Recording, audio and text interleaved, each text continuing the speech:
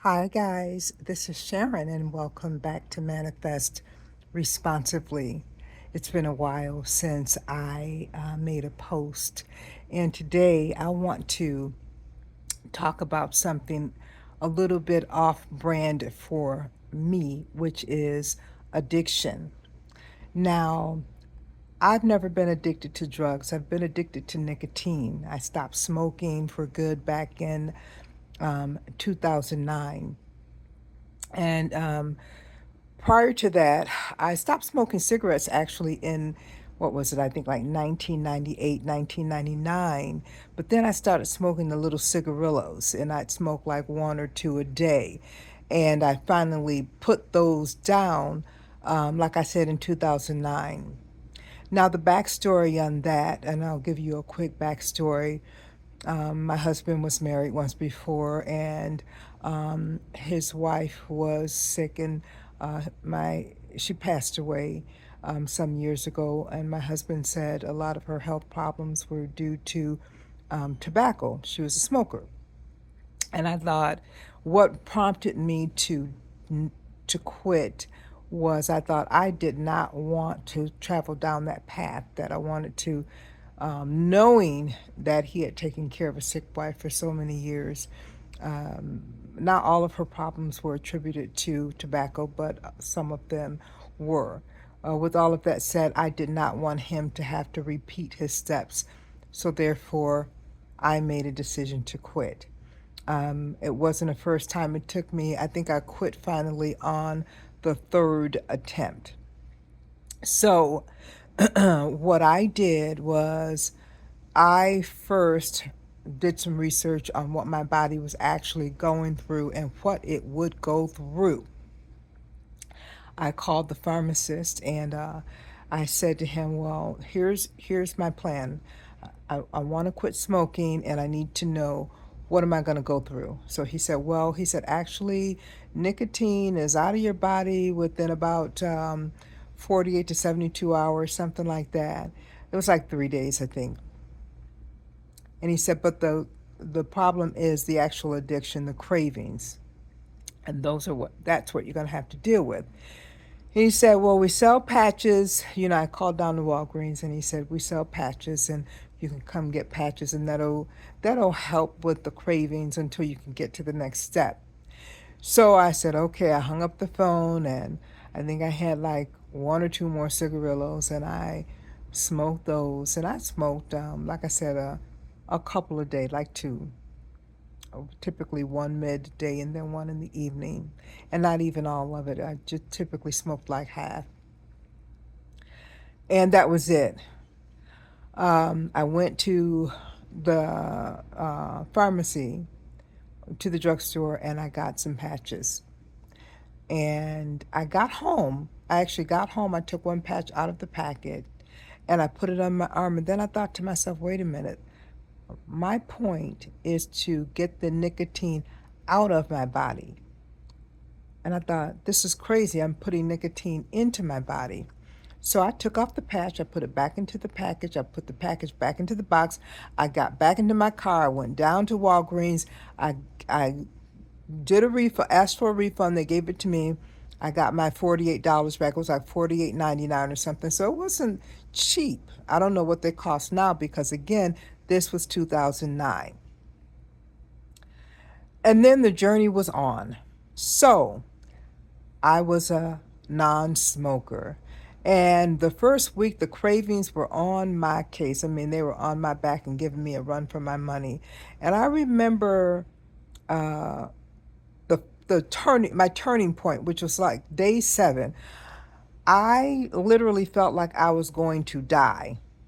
Like if I didn't get some a smoke, I was going to die. And I put my shoes on and I grabbed my purse, and I had my hand on my car handle when all of a sudden it hit me that I felt like I was being bullied, and I don't know if y'all know this, but I had a bully in 3rd grade. Her name was Diane. I won't give you her last name, but her name was Diane, and she was a bully, way bigger than me. I was a little bitty something in 3rd grade, and I didn't like that feeling. Then in third grade, and I didn't like it in 2009 when the bully was coming for me, telling me I better get my behind down to the drugstore and get those cigarillos or else. And I was like, hold up, you don't own me. You don't decide. You don't decide.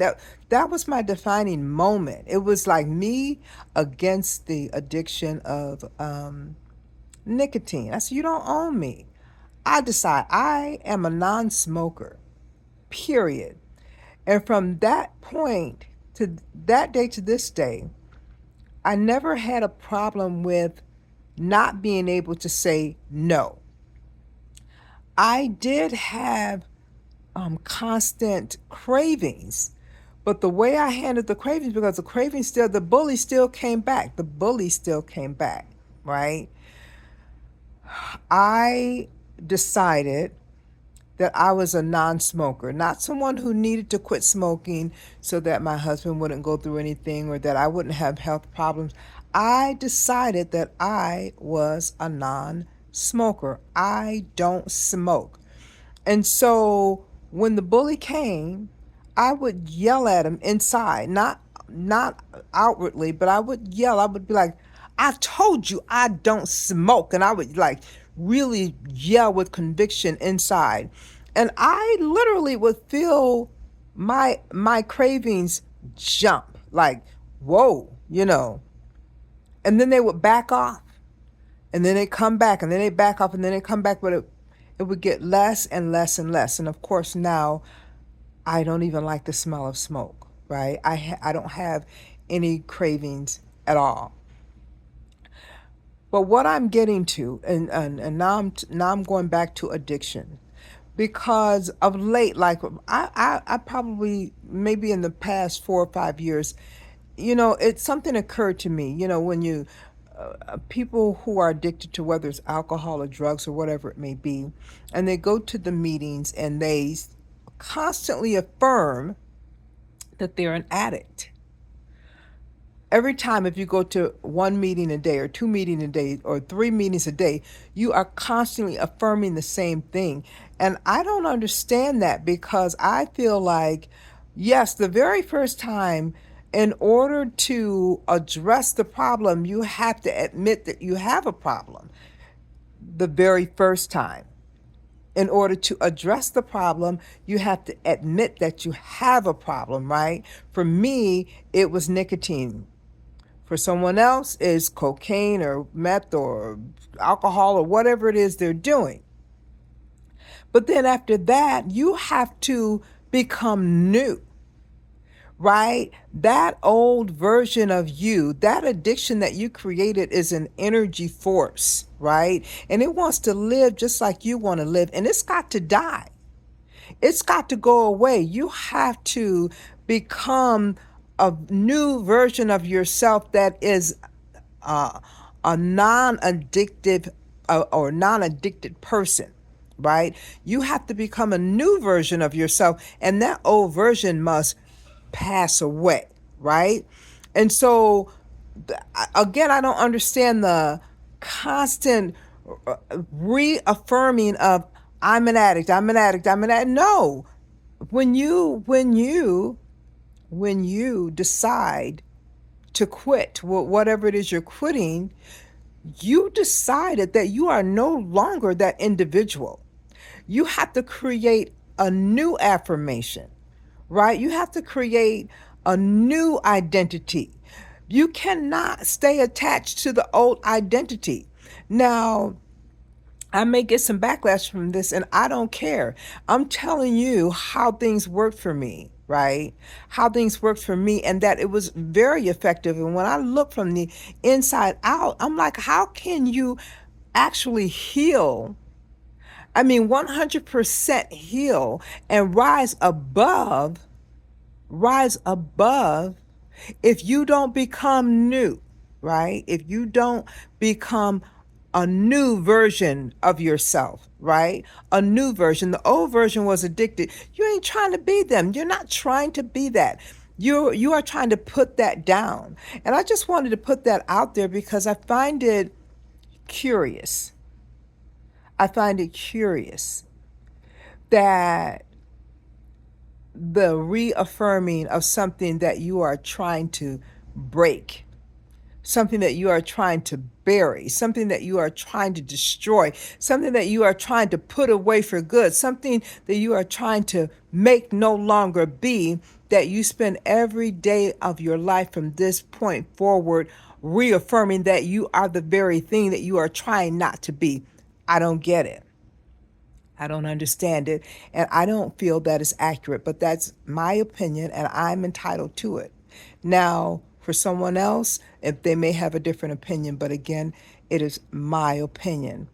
I think a new affirmation would be something like, "Hi, my name is Sharon. At one time, I was addicted to nicotine. I am no longer addicted to nicotine. I don't smoke. I am a non smoker. That's what I am, period." So now, if you have comments, I would love to hear your feedback and your comments on this, because I do have members in my family that have struggled in the past with addiction, right? I have friends, I have people from my past that I know that have struggled, and I'm curious. I'm always curious about why. Why? Why is it necessary to reaffirm? I can understand the first time, because in order to get through the problem or address the problem, you have to define the problem. You have to define the problem the first time in order to address it appropriately, right? You got to start doing something about it. The final thing is knowing that you have to, it is a fight for your life, not the old life, but the new life. Because you got to remember, when you create an addiction or any version of yourself, it is an energy force. It is a force. It is alive. You created something that now must go away in order for you to create something else, in order for you to establish a new version of yourself. So just know that that thing wants to live just like you do. That addiction, that's why the cravings are so strong. That's why it feels like you're going to die. That's why it's so difficult to get past, because it is doing everything it knows how to do in order to survive, to live, because it's something that you created, right? So you, in turn, have to do the same thing. And your spirit, yourself, is way stronger than any small version of yourself that you created. And I say it in that way because it is a small, inaccurate version of yourself, right? But the true you, the true self, always wins if you allow it to win, if you allow it to win. So again, I say, why reaffirm? Why reaffirm? Why reaffirm? The only thing that you should be reaffirming is the new version of yourself. The new version of yourself. Well, let me know what your thoughts are, and thank you for taking the time to listen to me today. That was heavy on my mind. It has been for quite some time. I've never understood it.